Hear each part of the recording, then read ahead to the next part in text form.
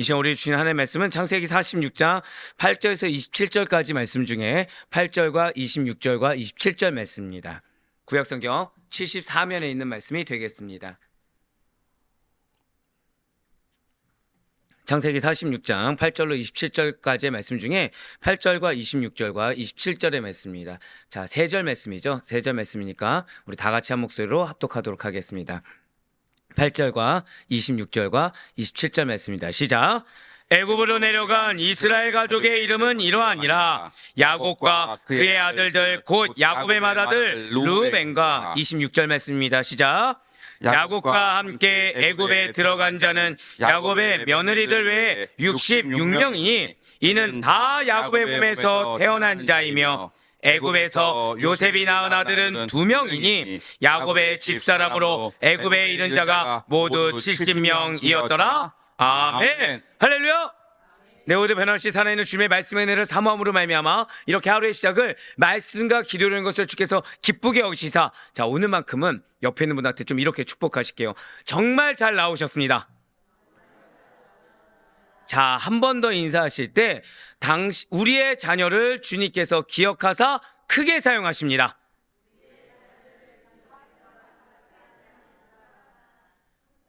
오늘 메시지가 그거예요. 여러분들, 오늘 메시지가 사실은 많은 분들이 놓치고 있는데 굉장히 중요한 메시지입니다. 특히나 8절, 26절, 27절은 여러분들 인생에 있어서 여러분들의 자녀와 가족을 정말 사랑하신다고 한다면 반드시 기억해야 되고, 죄송하지만 여러분들의 육신이나 환경보다 더 중요한 하나의 비전이 내 가족 가운데 어떻게 지금 역사하고 있는지를 깨닫게 하는 부분이 바로 오늘 본문의 메시지가 된다라는 거예요. 예, 우리는 그런 하나님의 약속을 믿는 믿음으로 말미암아 이렇게 새벽 기도에 나오셨습니다. 정말 너무 잘 나오셨고요. 지금 우리는 창세기 특별히 그중에 37장부터 50장까지의 요셉의 행적을 통해서 은혜 받는 귀한 시간을 가지고 있습니다. 이러한 요셉 이야기의 핵심 주제, 핵심 이야기가 뭐라고 말씀을 드렸습니까? 요셉의 꿈 사건을 통해서 그의 가족 모두가 애굽에 내려가게 된 그 과정에 초점이 맞춰지고 있다는 것이죠. 즉, 이 비전에, 이 꿈에 누군가 한 사람, 하나님께서 세우신 한 사람의 꿈에 이렇게 가족들을 맞춰가고 있다는 거예요. 자, 한번 여쭤보겠습니다. 그럼 그 한 사람이 여러분들이라고 어떻게 생각되십니까? 믿음이 몇 명 없는데요. 예. 자, 그러면은 여러분들의 믿음을 통해 하나님께서 역사하신다는 건 어떻게 생각하십니까? 아멘이십니까?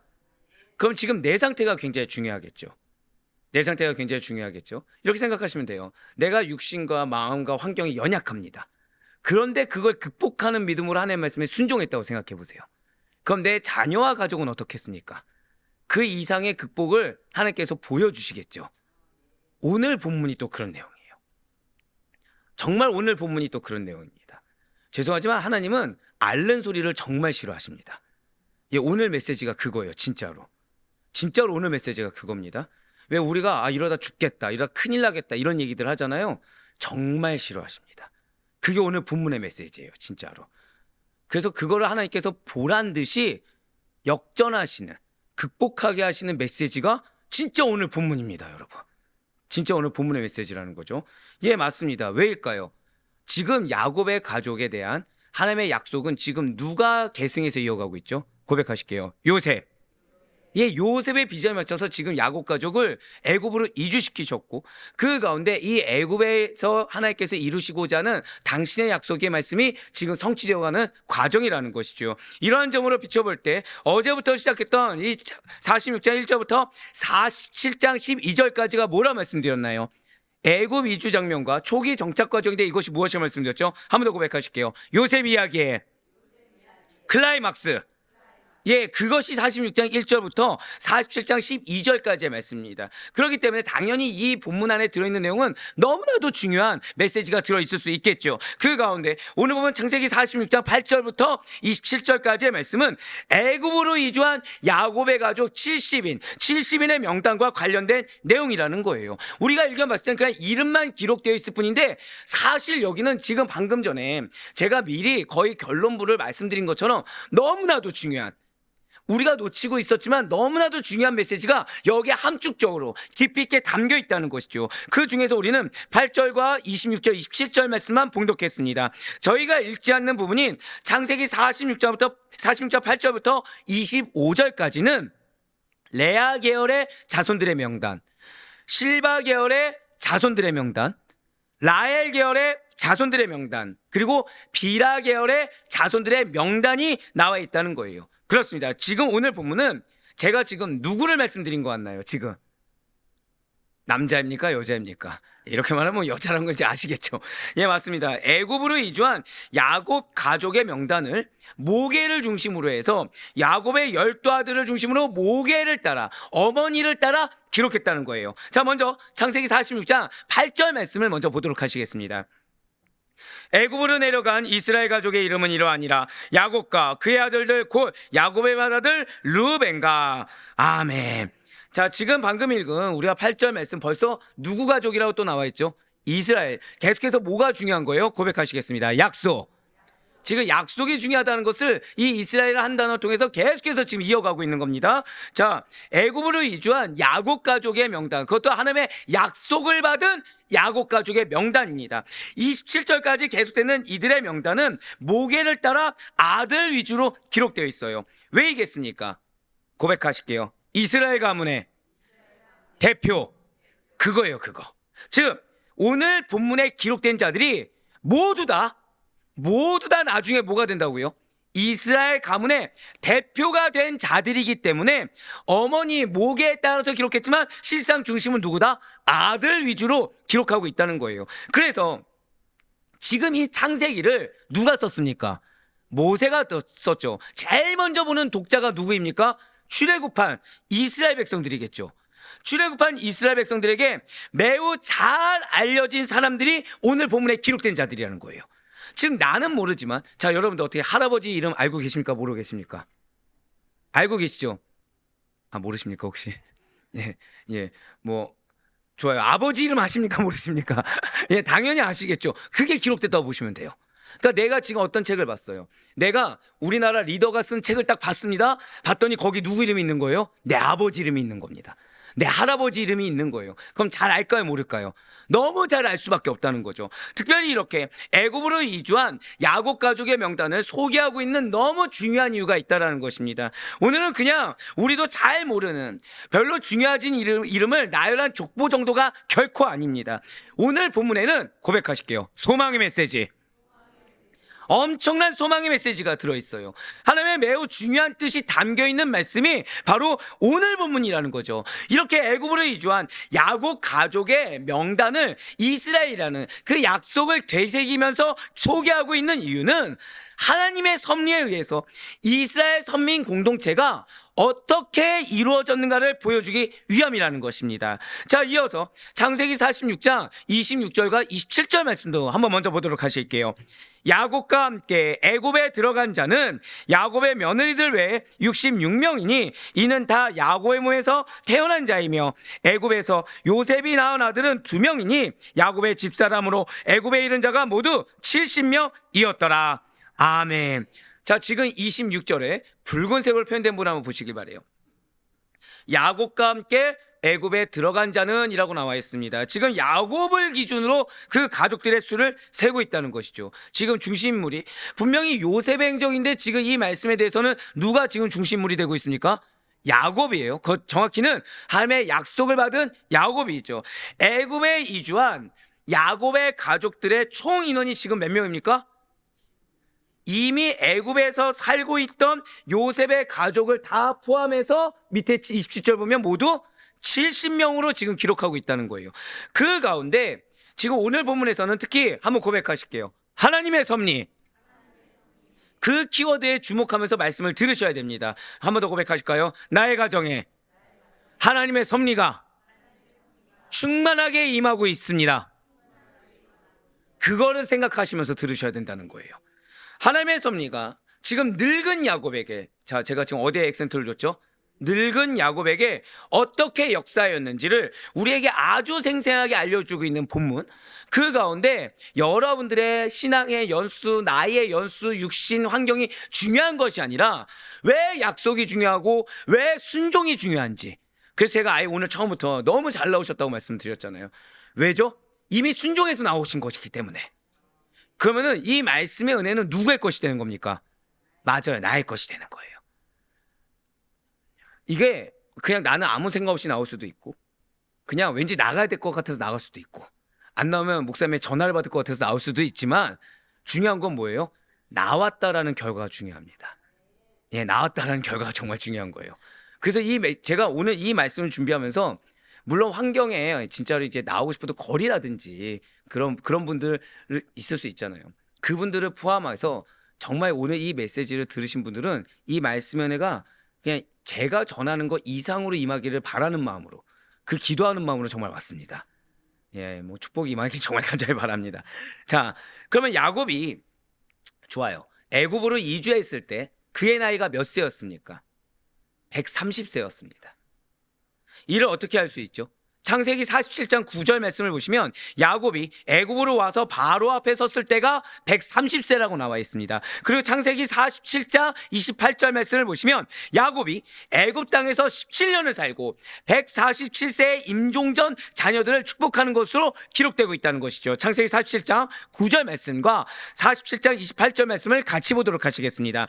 야곱이 바로에게 아뢰되 내 나그네 길의 세월이 130년이니이다. 내 나이가 얼마 못되니 우리 조상의 나그네 길의 연조에 미치지 못하나 험악한 세월을 보내었나이다 하고 야곱이 애굽 땅에 17년을 거주하였으니 그의 나이가 147세라. 아멘. 야곱이 전체 인생이 지금 몇 년이에요? 147년입니다. 147년의 전체 인생 중에서 애굽에서의 기간이 지금 몇 년인 것입니까? 겨우 17년 정도로 그렇게 길지가 않다라는 거예요. 자, 지금 야곱이 애굽으로 이주할 때는 그 가운데서도 130세예요. 노쇠한 나이라는 거죠. 노인의 나이입니다. 진실로 야곱은 그런데 마음 가운데는 늘 항상 하나님의 약속의 말씀을 기억하고 있었어요. 자, 야곱은 뭘 하고 있었다고요? 약속의 말씀을 잊어버린 적이 없습니다. 가나안을 주시겠다 라는 하나님의 약속의 말씀을 늘 마음에 품고 생각하며 살고 있었다는 거죠. 애굽으로 이주하여 넘어오라 라는 초청의 메시지를 받기 전까지 야곱의 입에서, 자, 우리는 어제 그 초청의 메시지 앞에 무엇 먼저 했죠? 야곱이 굉장히 신앙적으로 좋은 모습을 보였죠. 예배 먼저 드렸습니다. 자, 그런데 중요한 것이 있어요. 자, 지금 야곱은 어떤 상태라고요? 약속의 말씀을 기억하고 있다, 기억하지 못한다? 항상 기억하고 있고 마음의 중심도 약속의 말씀입니다. 그리고 하나님의 어떠한 상황에 따른 초청에 내 입술이 아니라 무엇부터 했습니까? 예배부터 했어요. 그런데 그러한 야곱의 입에서, 그러한 야곱의 모습에서 무엇이 보이는지 볼 수 있어야 된다는 거예요. 죄송하지만 그의 모습에서는 이 초청의 메시지를 받기 전까지 분명히 약속의 말씀을 기억하고 있고 늘 항상 예배의 준비가 갖춰져 있는 자임에도 불구하고 어떠한 힘도, 어떠한 활력도, 어떠한 열정도 보이지 않았다는 것이죠. 마치 그냥 죽을 날이 얼마 남지 않은 자처럼 그냥 자식들 보는 낙 외에는 별다른 큰 꿈도 없고 원대한 야망을 이루기 위해서, 약속하신 그 기억과 비전을 이루기 위해서 활동적으로, 능동적으로, 열정적으로 살고자 하는 어떠한 의욕도 보이지 않았다는 거예요. 아이러니하게 무엇을 품었는데? 말씀을 품었는데, 약속을 기대하고 있고 소망하고 있는데 머리와 마음의 상태와는 정반대로 그의 삶에서는 어떠한 생명력이 느껴지지 않았다는 겁니다. 실제로 야곱은 성경 기록을 보면 늙어서 무덤에 가는 것 외에는 어떠한 움직임도 없을 것이다 라고 자기 스스로가 자기를 제한하여 생각했습니다. 창세기 37장 35절과 42장 38절 말씀을 같이 보시겠습니다. 그의 모든 자녀가 위로하되 그가 그 위로를 받지 아니하여 이르되 내가 슬퍼하며 스올로 내려가 아들에게로 가리라 하고 그의 아버지가 그를 위하여 울었더라. 야곱이 이르되 내 아들은 너희와 함께 내려가지 못하리니 그의 영은 죽고 그만 남았음이라. 만일 너희가 가는 길에서 재난이 그에게 미치면 너희가 내 흰머리를 슬퍼하며 스올로 내려가게 함이리라. 아멘. 자, 지금 이거 언제 말씀입니까? 지금 이거 언제 말씀이죠? 애굽으로 내려가겠다는 걸 초청의 메시지 듣기 전입니다. 자, 야곱이 마음 가운데 뭐가 있었다고요? 고백하실게요. 비전. 비전을 놓친 적이 없어요. 하나님의 약속의 말씀을 놓친 적이 없습니다. 그런데 35절 보세요. 모든 자녀가 위로했어요. 자, 야곱이, 아이러니하죠. 야곱이 품은 기업에는 자녀들이 있습니까? 없습니까? 있죠? 그러면은 마음속에 품은 내 약속의 자녀가 위로했습니다. 근데 그 다음 말이 뭐라고 했어요? 위로를 어떻게 했다고요? 위로를 받지 않아요? 그럼 지금 내 말씀과 내가 기도하는 대상과 내 실제 내 옆에 있는 대상이 지금 일치하는 겁니까? 다른 겁니까? 완전 다른 거를 스스로가 증명하고 있는 거예요. 그러니까 입술로는 믿음, 믿음, 믿음. 생각으로는 말씀, 말씀, 말씀. 하는데 실제 행동은 전혀 믿음이 아닌 거죠. 전혀 말씀이 아닌 겁니다. 그러면서 뭐라 얘기하고 있습니까? 지금 툭하면, 지금 제가 붉은색으로 표현해드렸죠. 툭하면 야곱에 의해서 뭐라 나오고 있죠? 스올, 죽음, 이런 거예요. 그러니까 오늘날로 말하면, 아이고, 나 이러다 죽겠다. 아이고, 이러다 못 살겠다. 그 옆에서 나는 자녀를 위해서 기도합니다. 그 자녀가, 엄마, 아빠 무슨 말이야. 지금 이렇게 해야지. 이렇게 할 수 있잖아. 아유, 다 소용없다. 키워봤자. 난 정말 죽겠다. 지금 그런 얘기하고 있는 거예요. 지금 내 몸이 힘들어 죽겠는데 지금 무슨 얘기하는 거냐. 지금 이 얘기하고 있는 거예요, 진짜로. 지금 야곱이 지금 이 얘기하는 겁니다. 핑계는 뭐예요? 요셉이 없어서. 뭐가 없어서 핑계만 대고 있고 계속해서 나는 지금 죽겠다는 거죠. 아이러니하게 마음에 뭐가 있다고요? 고백하실까요? 말씀이 있다고 하면서 입 밖으로는 계속 그렇게 별다른 도전적인 삶의 의욕이 없던 야곱은, 그것도 늙은 야곱은 이제 몸의 기력이 실제 점점 떨어집니다. 조금만 움직여도 힘이 드는 거예요. 그러니까 늘 항상 서서히, 느릿하게, 천천히, 최소한으로 스스로 움직이기 시작합니다. 그래서 그는 이 가나안을 떠나려고 아예 생각조차 하지 않습니다. 자, 아이러니하죠. 약속이 어디에 임했어요? 가나안이 너의 것이다 임한 걸 알았습니다. 근데 방금 말씀 보셨죠? 그 약속에는 자녀들이 있어요, 없어요? 있는데 자녀들 말을 지금 듣습니까, 안 듣습니까? 전혀 안 들어요. 그러니까 약속의 땅인데 지금 이 약속의 땅이 나에게 진짜 약속의 땅이 안 되고 있는 거죠. 기업인데 이게 기업이 나에게 되고 있지 않아요, 지금. 왜요? 고백하시겠습니다. 나의 상태, 거기를 기준으로 삼고 있는 거예요, 지금.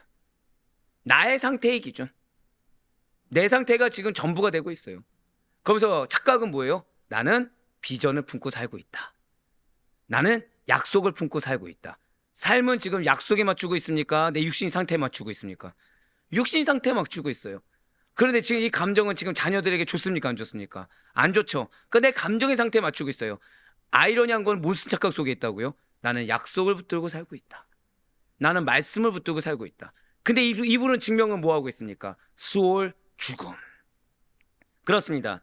야곱은 자신의 거주지인 가나안 땅에서 죽을 걸로 생각하고 있습니다. 그리고 그의 자손이 약속된 가나안 땅의 실제 소유인이 되기를 바라고 있어요. 그러나 하나님께서는 당신의 섭리하심과 간섭하심을 통해서 늙은 야곱에게 야곱의 생각과 야곱의 계획, 그리고 야곱이 원하는 바와는 전혀 다르게 명령하고 계시다는 거죠. 고백하시겠습니다. 나의 생각과 나의 계획과는 다르게 지금 명령하고 계십니다. 맞아요.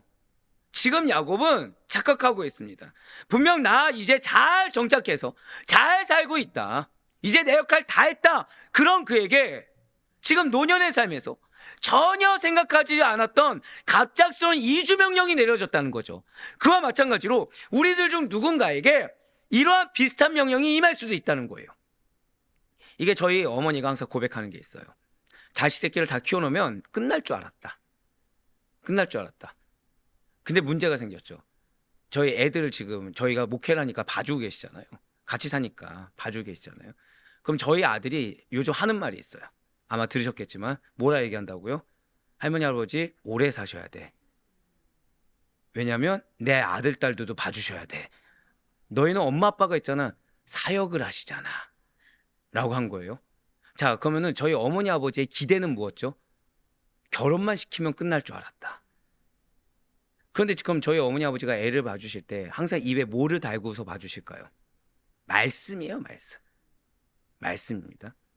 아이러니한 거는 봐주시면서 사역의 중요성, 영혼을 살리는 사역의 중요성을 얘기하신다는 거죠.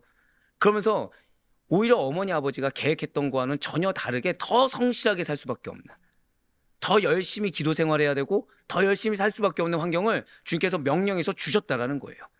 그럼 이게 지금 불만이 될까요? 감사가 될까요? 근데 입술로 뭐 하고 계시다고요? 죽겠다 죽겠다 죽겠다. 어제 엄청 깨지셨죠? 예, 어제 엄청 깨지셨죠? 저는 배은망덕한 인간입니까? 제대로 말씀 전하는 인간입니까? 축복이 있을지어다. 감사한 거는 회개하셨다는 거예요. 아들로 보신 것이 아니라 뭘로 보셨죠? 목사로 보셨어요. 저는 그때 이 비전을 발견했습니다. 아, 우리 성도님들도 오늘 말씀을 100% 받아들이시겠구나. 다 아멘 하신 거죠? 네. 안 하셨다면 지금이라도 하셔야 됩니다. 예, 맞아요. 지금 하나님께서는 늙은 야곱이 이미 생각하고 판단하고 계획했고 여겼던 거와는 전혀 다르게 명령하고 계십니다. 분명 나 이제 정착해서 잘 살고 있다고 생각했던 야곱에게 전혀 다른 명령하셨다는 거예요. 우리들 중에 누군가에게 이러한 비슷한 명령이 임할 수도 있다는 것이죠. 야곱의 가족이 애굽에 정착됐을 때만 해도 겨우 70명이었습니다. 그러나 이들이 애굽에서 나올 때 수는 장정만 60만에서 거의 200만 명으로 늘어나게 되었다는 거예요. 바로 이 부분입니다. 분명 야곱은 요셉이 죽었을 것이다 라고 생각하고 낙담에 빠져 있었습니다. 그리고 이 가나안 땅이 자신이 이미 비전 성취했고 내 사명 다 했고 내가 이제부터 해야 될 것은 받아 누리는 거, 여기서 그냥 잘 먹고 잘 사는 거, 그러니까 여기서 죽음을 맞이하는 거라 생각을 했어요. 그런데 이제 그는 하나님께서 원치 않는 애굽으로 가라고 명령해 주셨다는 거죠. 제가 방금 앞에 뭐라 말씀드렸죠? 원치 않는, 전혀 생각하지 않는, 맨날 수월과 죽음을 이야기하고 있고 움직임조차 내가 지금 육신이 힘들어서 내가 아무런 삶에 낙이 없어서 이 가나안 땅에서 그냥 하나님을 만나겠다 생각했던 그에게 이 노구의 몸을 이끌고 애국까지 가게 하셨다는 거예요. 근데 지금 중요한 것이 있죠. 곡식이 있다 없다? 환경적으로는 못 갈 환경이에요. 그러니까 생각해 보세요. 몸도 늙어서 움직이기 힘든데 먹는 것도 소홀합니다. 여행길을 갈 수 있을까요 없을까요? 없다는 거예요. 내 상황과 맞지 않는 명령인 겁니다. 아니 하나님, 어떻게 지금 최소한 내가 먹고 살 정도는 줘야 사역을 감당하지 않겠습니까? 아니 하나님, 지금 내가 몸이 좀 아프지 않아야 사역 감당할 수 있지 않겠습니까? 우리는 그렇게 이야기를 하죠. 근데 하나님은 그런 거 전혀 개의치 아니하시고 명령을 주실 때가 있다는 거예요. 왜요? 지금 내가 감당하는 고난과 지금 내가 극복해야 하는 상황보다, 고백하실게요, 나에게 감당할 수 없는 은혜의 열매가 예비되어 있습니다. 아멘? 그거를 내가 가로막아서는 안 된다는 거예요. 지금 야곱은 전혀 기대조차 하지 않았고, 아니 받아들일 수 없는 명령을 하나님께서 하셨습니다. 예. 그런데 놀라운 건 뭐죠? 그거를 내가 아멘으로 순종하고 애굽으로 가면 총리로 성장해 있는 요셉을 감격스럽게 만나게 된다는 거예요. 즉 나에게 있을 수 없다라고 생각했고, 아니 기대조차 하지 않은 결과를 맞이할 수 있다는 거죠. 뭐만 하면 돼요? 고백하실게요. 자기 부인. 근데 여러분들 이걸 기억하셔야 됩니다. 지금 야곱은 마음속에 말씀을 품고 있는데 입술은 뭘 했다고요? 부정적인 얘기만 했어요. 스스로의 상태, 스스로의 상황을 스스로 정해버렸습니다. 하나님의 약속의 말씀도 내가 정해버렸습니다. 즉 그의 행동의 결실은 단 한 번도 믿음이 아니에요 지금. 그런데 그럼에도 불구하고 어제 말씀 보셨다시피 예배 가운데 순종을 택했어요. 그랬을 때 결과를 맞이한 거예요. 그랬을 때. 이것이 무슨 뜻입니까? 때로는 나의 가족의 커다란 변화를, 고백하실게요, 내가 죽기 전에, 이걸 기억하셔야 돼요. 내가 죽기 전에 보게 되는 역사가 임한다는 사실을 절대 놓쳐서는 안 됩니다. 이 얘기는 결국에는 내가 끝까지 주님께, 주님 만나는 그 순간까지 주님 말씀에 순종하겠습니다. 주님 말씀을 믿고 따르겠습니다. 그 말씀이 내게 전부가 되겠습니다라는 순종의 의지가 있어야 내 가족의 변화, 내가 생각할 때 내 자녀는 요만큼 성장할 것 같았는데 놀랍도록 측량할 수 없을 만큼 성장하는 놀라운 은혜를 볼 수가 있다는 거예요. 이거를 내가 제한해서는 안 된다는 겁니다. 이거를 내가 제한해서는 안 된다는 거예요. 어제 말씀드렸잖아요. 만약에 야곱이 불순종해서 내 나이, 내 상황, 그리고 오늘은 이제 내 나이 내 상황 말씀드렸지만 어제 같은 경우에는 신앙적인 내 신앙이 있을 때는 자, 우상이 있는 애굽 땅으로 가라. 받아들일 수 있습니까? 없습니까? 없다고 말씀드렸죠. 예배 가운데 순종했다고 그랬잖아요. 그 순종이 아니었으면 지금 이들이 60만에서 2천만까지 200만까지 어떻게 늘어나겠습니까? 누군가는 죽어 있을 거고 누군가는 기근을 못 이겨냈을 거고 하나님이 약속하신 말씀을 누가 막는 거예요? 아이러니하게 나는 말씀을 지키노라 하다가 내가 비전을 막고 나는 말씀을 지킨다라고 나는 착각하고 있었는데 내 가족의 놀라운 성장과 놀라운 변화, 은혜 결실을 내가 막는다는 거죠. 무엇 때문에? 고백하실게요.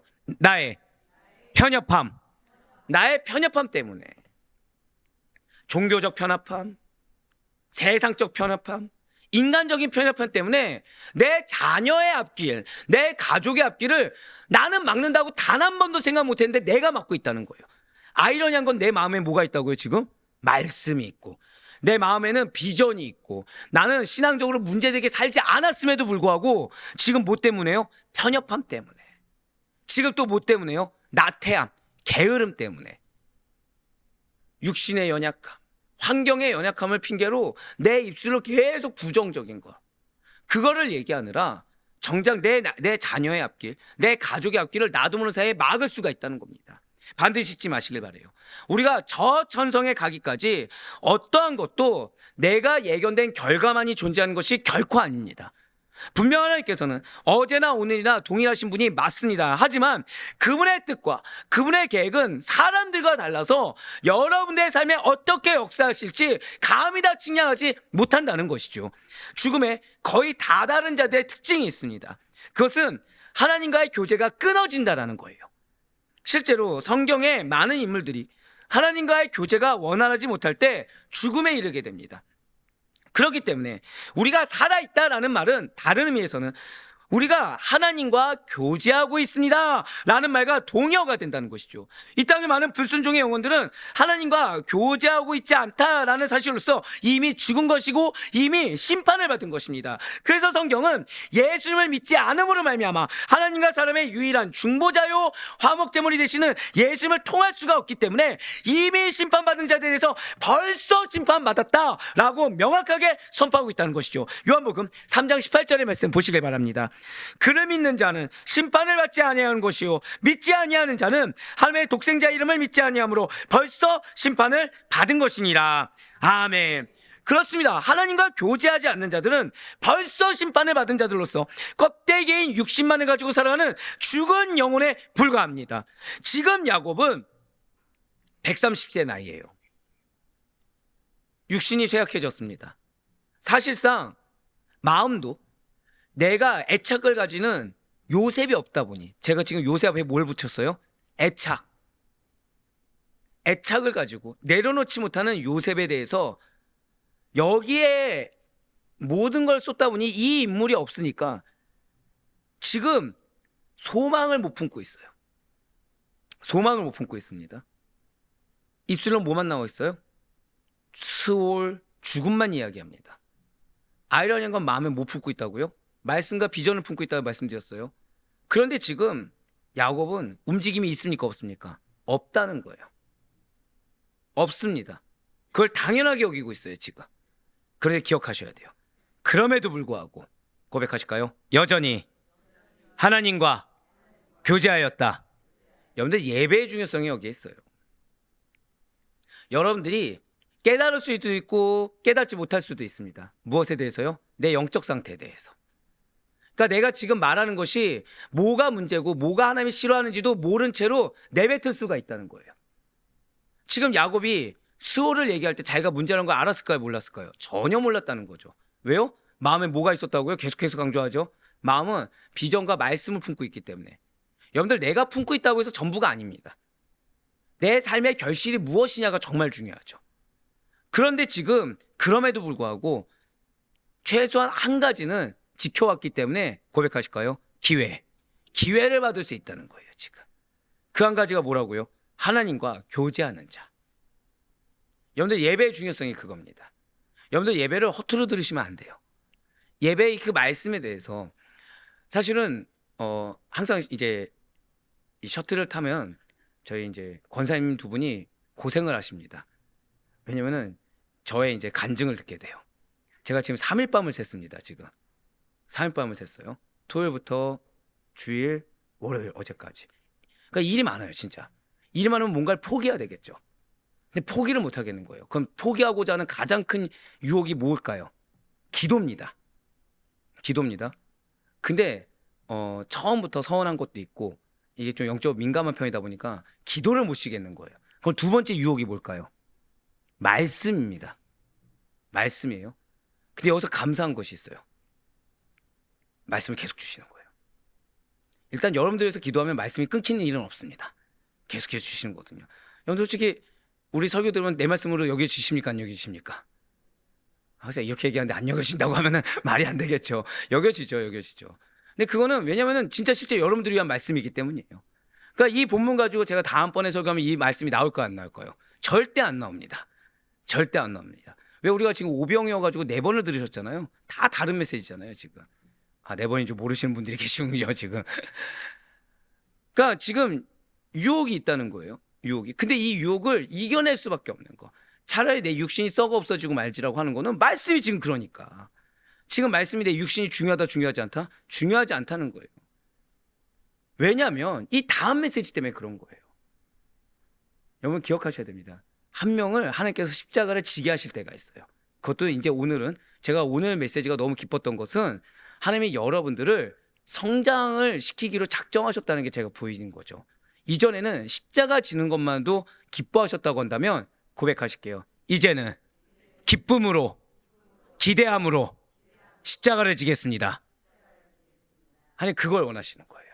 왜요? 그 다음 결과를 지금 약속해 주고 계시기 때문에. 야곱처럼 죽겠다고 하지 말라는 거예요. 지금 야곱처럼 나 옆에서 위로를 주는데도 불구하고 그게 위로인지도 모르고 죽겠다 얘기하지 말라는 거예요. 왜? 이런 결과물이 있을 거를 야곱이 알았냐. 근데 최소한 내 마음이 도저히 잡기 어려워서 힘들어서 그거를 기대도 안 되고 기도조차 안 나올 때는 최소한 뭐를 알아? 하나님과의 교제만큼은 절대 놓치지 말고 말씀을 들으라는 거예요. 예, 맞습니다. 지금 야곱은 육신의 한계에 부딪혀서 실제로 육신의 한계에 맞춰서 살아왔습니다.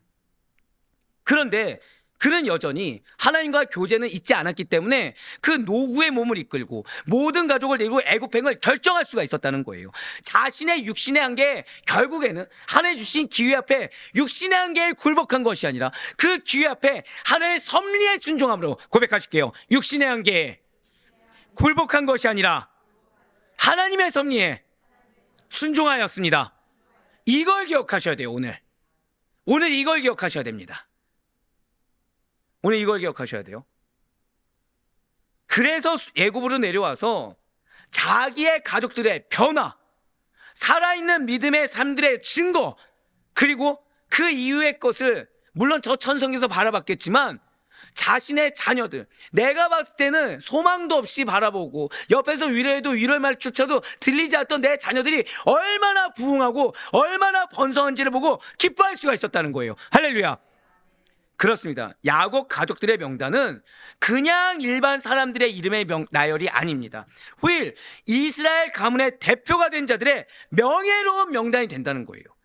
야곱의 눈과 귀에는 전혀 탐탁지 않고 그냥 다 단점만 있고 부족해 보이고 나에게는 요셉만 필요한다고 해서 옆에서 다른 자들이 아무리 나를 위하고 위로해도 전혀 들리지 않고 단점만 보이는데 그 자들이 다 모였다고요? 고백하실게요. 이스라엘 가문의 대표. 기대할 수나 있었겠습니까? 근데 생각해보세요. 만약에 내가 바라본 판단에만 매몰려져 있고 내 육신의 한계만 매몰려져 있고 나는 약속을 붙들어라고 하면서 편협함과 고지스러움 가지고 그 자리에만 머물러서 꿋꿋하게 가만히 있었다고 한다면 이 놀라운 기적이 어떻게 야곱의 것이 되겠습니까? 꼭 기억하셔야 돼요.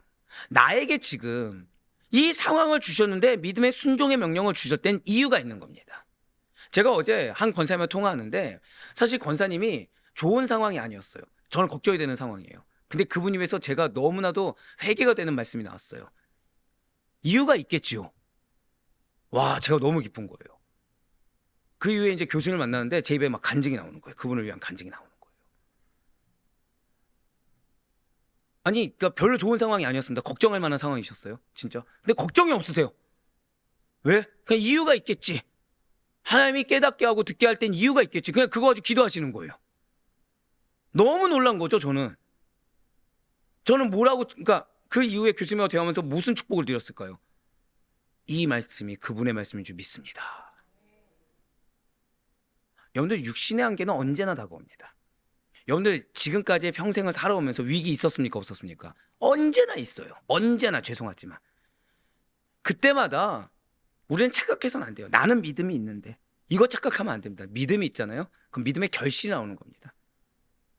믿음이 있는데 내가 죽겠다, 내가 희생한다, 내가 수월로 가겠다. 오늘 야곱의 이전의 모습이 보이잖아요. 이건 믿음이 아닌 거죠. 이거는 그냥 종교죠. 그냥 나의 종교죠. 그럼에도 불구하고 무엇 때문에 기회를 받았다고요? 하나님과 교제하는 건 끊이지 않았기 때문에. 그래서 이 자리에 오신 분들이 축복된 거예요.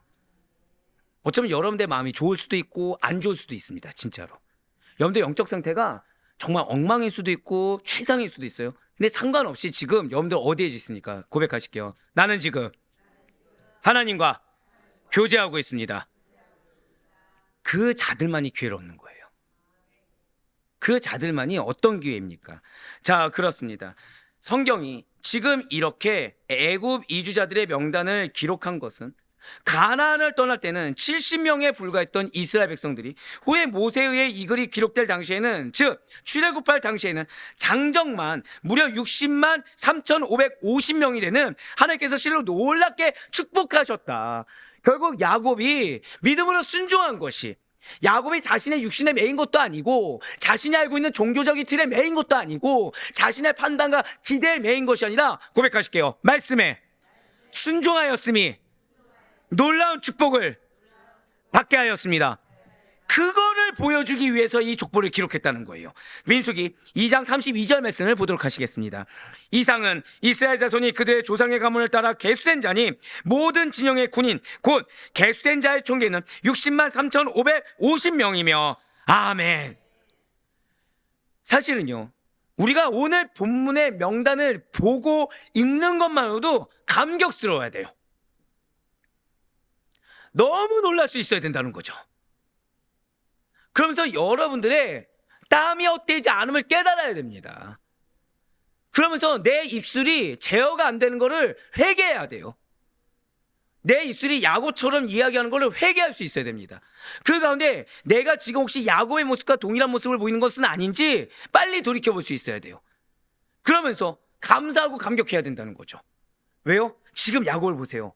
야곱은 지금 입술이 부정적이었습니까? 긍정적이었습니까?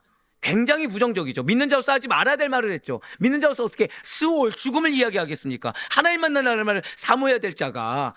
근데 그럼에도 불구하고 하나님께서 기회를 주시나요, 안 주시나요? 기회를 주셨다는 거예요. 그 기회에 아멘으로 순종했더니 70명이 장정 60만에 총 200만 명이 되는 하나님의 놀라운 역사하심과 그분의 엄청난 섭리에 감탄하면서 기대하고 떨리는 마음이 여러분과 저의 마음이 되어야 되는 것입니다. 하나님, 이 말씀 지금 누구에게 허락하셨습니까? 나에게 허락하셨다는 거예요. 지금 내가 좀 더 직접적으로 말씀드릴까요? 지금 내 편견, 내 타협, 내 핑계, 그 가운데 내 입술, 이거 빨리 하나님 앞에 나아가면, 말씀 믿고 순종하면 이런 하나님의 놀라운 역사하신다 섭리가 누구의 것인 거예요? 우리 가족의 것이 된다는 거예요. 지금 이 말씀이 얼마나 놀랍지 않습니까? 오늘 보면 창세기 46장 27절 말씀을 다시 한 번 더 보실게요. 애굽에서 요셉이 낳은 아들은 2명이니 야곱의 집사람으로 애굽에 이른 자가 모두 70명이었더라. 아멘.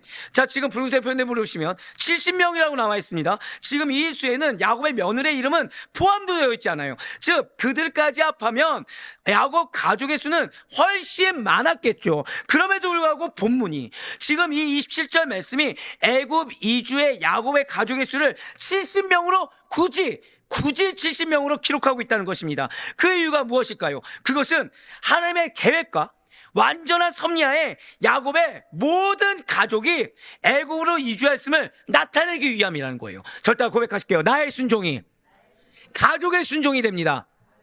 지금 그거 말하고 계신 거예요.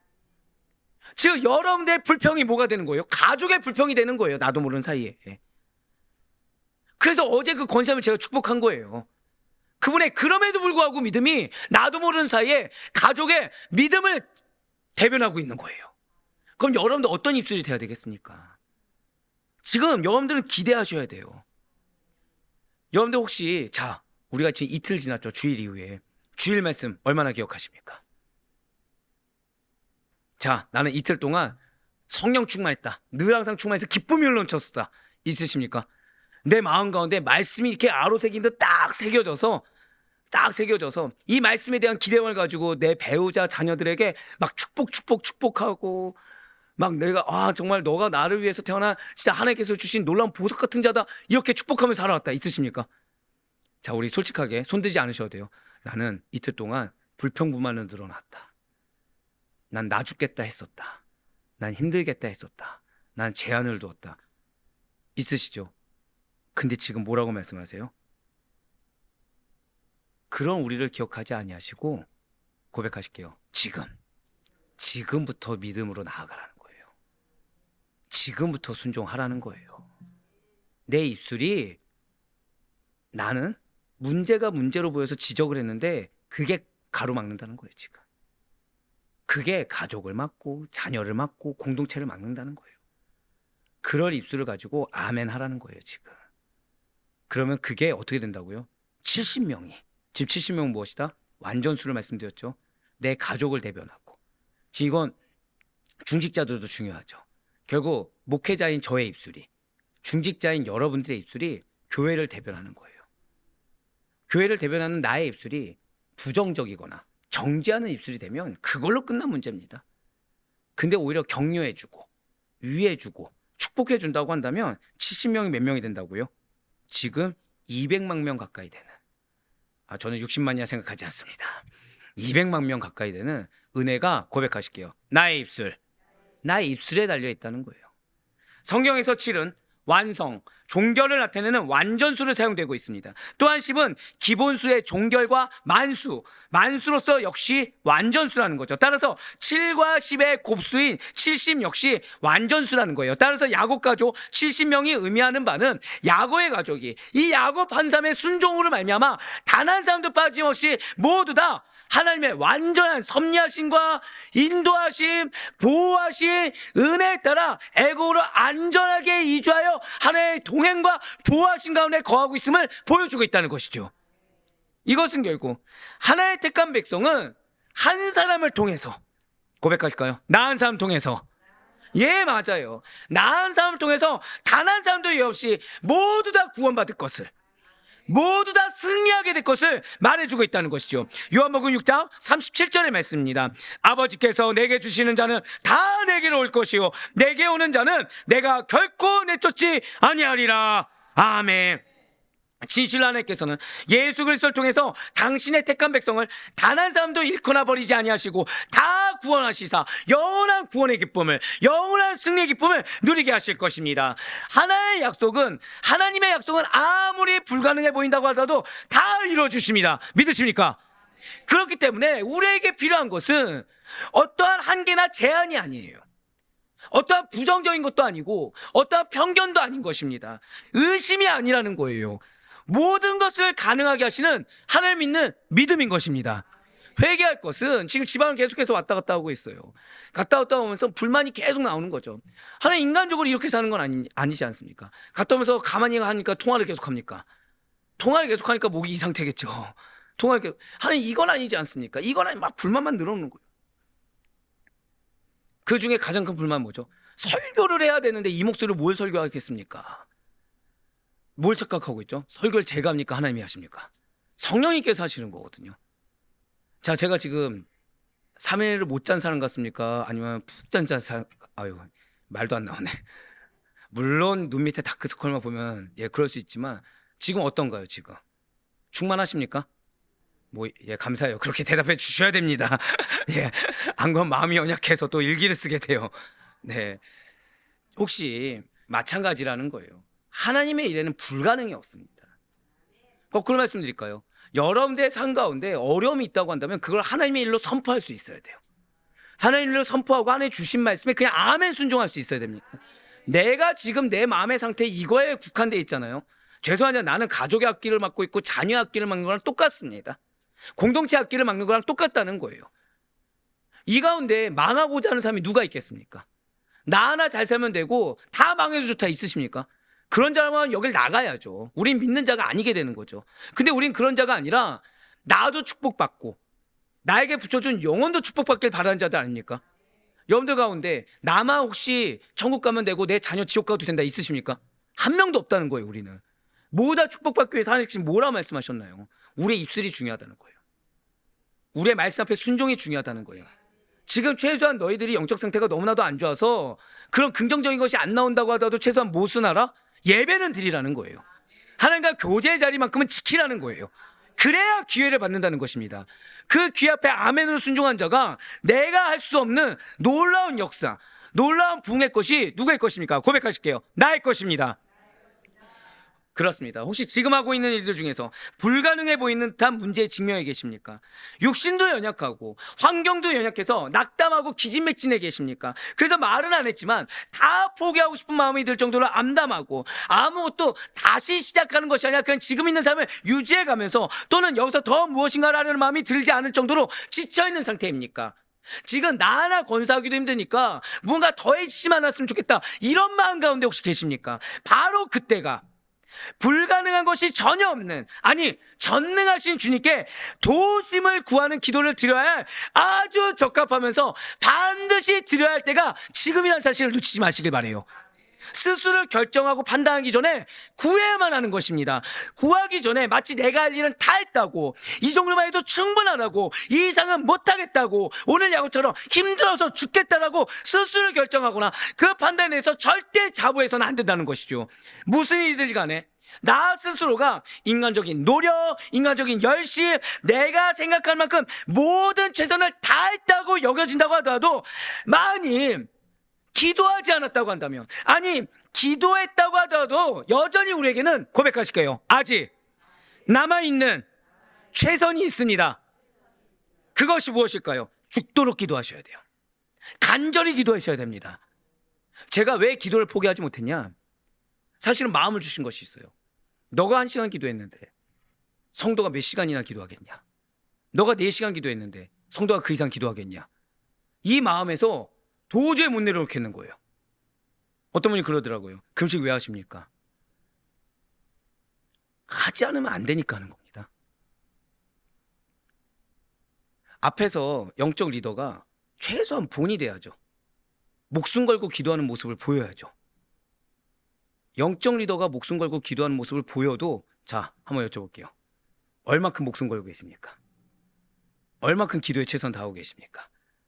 내 상황 가운데 나는 최선이라 할 수 있지만 정말 하나님이 최선이라고 여기신다는 자부하심이 있으십니까? 그거예요, 그거. 우리는 절대 자부해서는 안 됩니다. 죄송하면 그렇게 해도 부족하니까 계속하는 거예요. 그렇게 해도 여러분들을 맡겨주신 하나의 뜻하시면 부족하니까 계속하는 거예요. 계속. 차라리 잠을 안 자는 게 낫고 안 먹는 게 낫고, 그게 하나의 기쁨이 되니까. 자, 지금 무엇을 위해서 가는 거예요? 하나의 기쁨을 위해서. 최소한 앞에 있는 자가 그렇게 달려가야 따라오는 거죠. 마찬가지죠, 여러분들도. 여러분들의 자녀가 누구에게 달렸습니까? 야, 갑자기 대답을 안 하기 시작했어요. 여러분들의 가족이 누구에게 달려있습니까? 감사해요. 나에게 달렸어요. 그럼 여러분들이 아직 남아있는 최선이 있다는 사실을 인정하셔야 됩니다. 죽도록 간절히 기도해야 돼. 최선. 그 정도 최선 다하고서도 정말 내가 기진맥진해서도 입술에서 왜 계속 기도가 나올 정도. 왜 금철 때 보시잖아요. 금철 때 보시잖아요.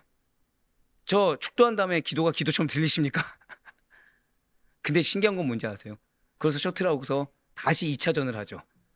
또 기도가 부르짖게 힘이 나올까 안 나올까요? 또 나옵니다. 결국 뭐냐? 그 순간을 이겨내면 되는 거예요. 그 순간을. 사랑하는 성도 여러분들, 누가 하는 겁니까? 그거를 하나님이 하시는 거예요. 우리는 다 알고 있죠. 자, 우리의 기도 누가 하시는 겁니까? 내가 합니까? 하나님이 합니까? 하나님이 하는 거 다 알고 있어요. 사람으로 불가능한 일도 하나님으로는 가능합니다. 70명이 430여 년 만에 200만여 명으로 늘어나는 거 자연적인 출생으로는 사실상 불가능합니다. 더욱이 이스라엘 백성들은 애굽에 거주했을 당시에 한때 심한 박해까지 받아야 됐다는 것이죠. 그럼에도 불구하고 하나님께서는 당신의 약속에 따라, 고백하실게요, 나에게 하신 약속에 따라, 그거예요. 그걸 믿으셔야 돼요. 이스라엘 민족을 심히 번성하게 하셨다는 겁니다. 이처럼 사람으로 불가능한 일도 하나님으로는 가능하다는 사실을 반드시 기억해야 돼요. 왜냐하면 하나님께서는 전능하시사 하지 못할 것이 없으시고 이루지 못할 일이 없으시기 때문인 것입니다. 우리는 살아가면서 내 이름이 인정받고 내 이름이 드높이며 이십양명에서 큰 일을 이루고자 합니다. 아니, 그 정도는 아니라고 하더라도 어느 정도 내가 계획한 대로 살아가려고 하고 그 계획을 통해 소소하게든 크게든 무엇인가를 이루려고 해요. 그런데 만일 그것이 조금이라도 좌절되면 낙심한다는 거죠. 스스로는 아니라고는 하지만 이미 입술로 삶의 제한을 두고 궁극적인 소망의 꿈조차 오늘 야고처럼 놓아버리러 간다는 거예요. 하지만 우리는 하나님과 교제하는 자들입니다. 예수 그리스도 통한 생명을 소유한 자라는 정체성을 절대 잊어서는 안 돼요. 여러분들은 기적을 경험할 자들이지 실패를 경험할 자들이 아닙니다.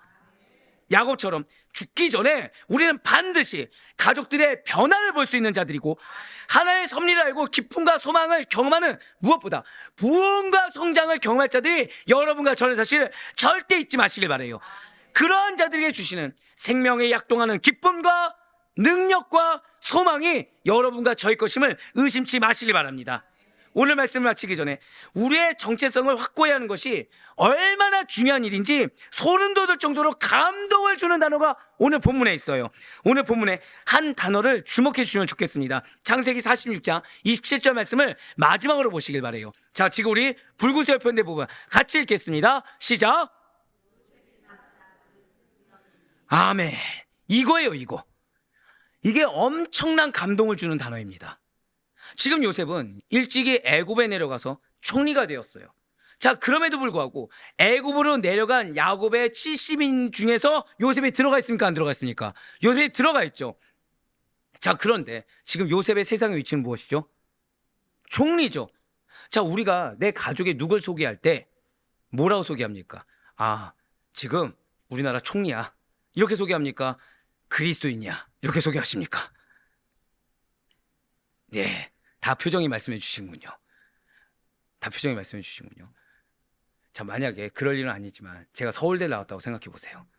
우리 교회 담임 목사님이야 라고 하시겠습니까? 서울대 나온 담임 목사님이야 이렇게 하시겠습니까? 확 와닿으시죠?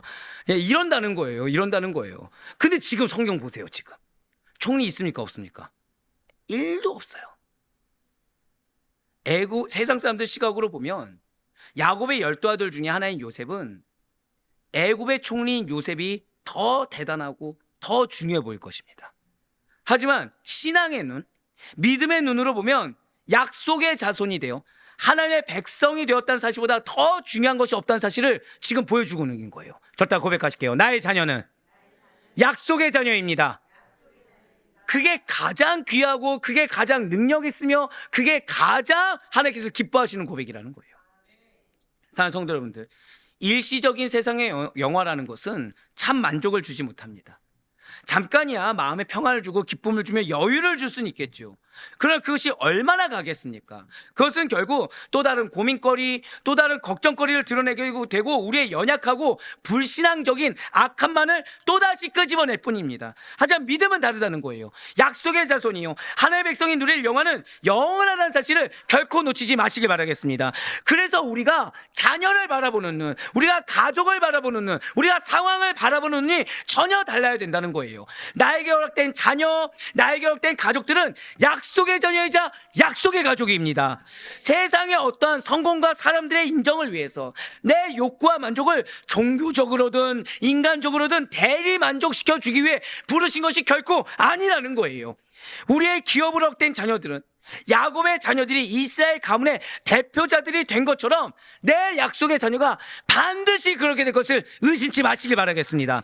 그래서 나 스스로 바라보는 시선과 평가, 내 입에서 나오는 이 입술부터 달라져야 된다는 거예요. 나의 연약함, 나의 약함을 다 버려야 됩니다. 은연중에 내 중심인 걸 버려야 됩니다. 그리고 내 가족에 대한 기대와 시선을 온전히 나는 얻고 예수만 믿는 믿음으로 정말로 그분께서 주신 그 말씀의 약속으로 바뀔 수 있는 우리가 되길 간절히 소망합니다. 그래야 바랄 건 없기는 하나님의 눈으로, 하나님을 향한 신앙으로 내 가족과 자녀들을 바라보시는 가운데 지금부터 드려지는 기도의 시간이 정말 기쁨의 기도의 시간, 설렘과 기도의 시간이 되기를. 그리고 오늘 이 말씀이 정말 나의 말씀으로 믿는 믿음 가운데 먼저 회개하셔야 돼요. 주님, 정말로 내가 야곱의 이전 모습처럼 부정적인 언어만 하지 않았습니까? 그런데 지금 내가 하나님과 교제하는 이 시간을 기쁘게 해주셔서 기회를 주심을 믿습니다. 그래서 오늘 말씀의 결과가 나의 결과임을 믿습니다 라는 믿음의 고백으로 말미암아 실제 그런 은혜의 축복을 누릴 수 있는 우리 모두가 될 수 있기를 주님의 이름으로 간절히 축원합니다.